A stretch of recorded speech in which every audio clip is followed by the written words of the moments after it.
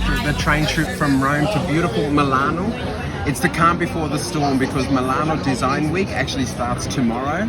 I'm here in the area known as Navigli. It's actually a great location around one of the original canals of Milan.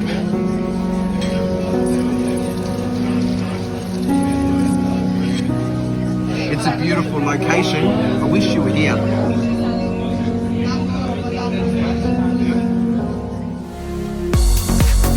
Hi everyone, I'm here on day one of Salone del Mobile, the largest design fair in the world in beautiful Italy. Day two. Yesterday was about kitchens and I got to see as much as I could. Today I'm going to dive into the world of bathrooms. Day three here at Salone del Mobile in Milano. Salone del Mobile began in 1962, that's 60 years ago. It's an amazing feat to reach. It began to promote Italian furniture, but as it grew and grew, it brought in furniture, decor, design and technology from around the globe to become the large international fair that it's known as now. And it filled up key locations of the city. And I definitely encourage all of you creatives to put a trip to Milan onto your diary. Be prepared to see a lot, be prepared to be tired, you're going to walk a lot, wear good shoes, make sure they're designer shoes, and you are going to really immerse yourself in design.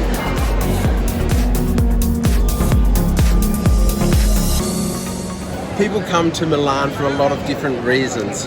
For the design, for the architecture, for the fashion, and of course everyone comes here for the Italian culture. And this building here is where they all meet. It's the crossroads where they all come together.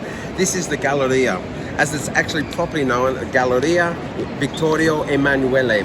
It's named after the first king of unified Italy, and that's important because it was also designed in 1861 when under the Savoy kingdom they unified all of the separate states to create what we know as Italy today. It's an amazing combination of architecture and design and colour, and somewhere we can all come to enjoy.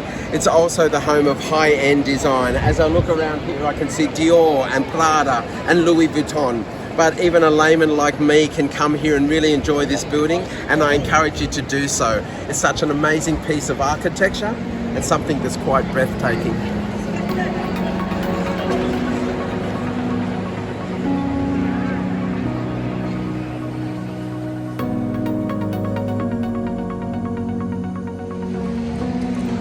If you haven't visited the Milan Cathedral, or as it's known in Italian, Duomo di Milano, then you really haven't visited Milan. It's one of the most amazing representations of Italian Gothic, and whilst Gothic style is much darker around much of Europe, here you can see how light and bright it is.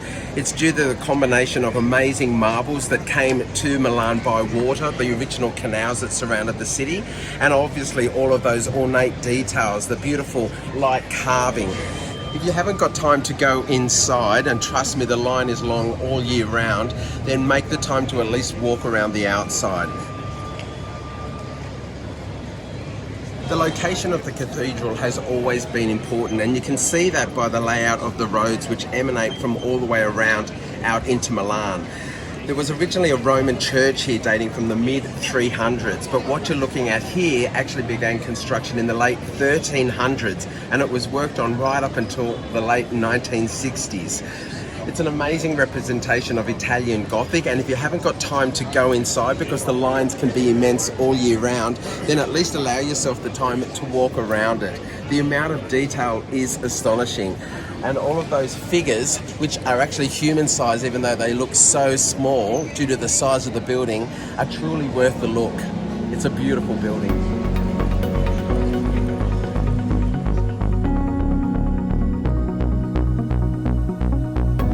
Here at Santa Maria della Grazia, it's the end of the day. In fact, we're grabbing the last tour to go and see the Last Supper. It's poignant because it's also our last night here in Milan. Now, one bit of advice for you that's very important, book online. We actually did this months ago to make sure that we can get here. We're seeing people turn up in troves trying to get in, and they can't get in because it's been sold out for months. So we actually joined a tour. We've just been hearing the whole history of the area. We're about to go in now and have a look. at the amazing fresco of what's been left, because of course it's been there now since the late 1400s and it has been damaged over time. The ceiling was bombed during World War II. There's a lot happening in a rich history, but it's exciting to get inside. We've managed to get the last two of the day, so be a good Boy Scout and be prepared when you come to see the Last Supper.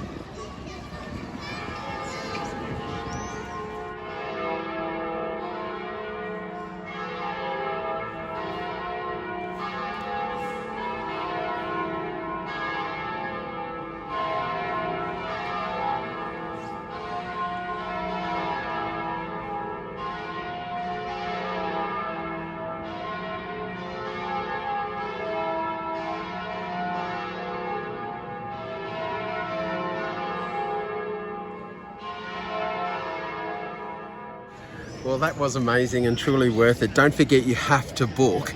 It's amazing to see what was actually left of the painting and the work that was actually damaged over time when they tried to restore it multiple times. And then finally, it was a huge job that was able to take all the layers of paint on top, which actually altered the original image, and finally come up with what we've got now. And now it's been prepared. Definitely worth the visit. It's quite an emotional experience.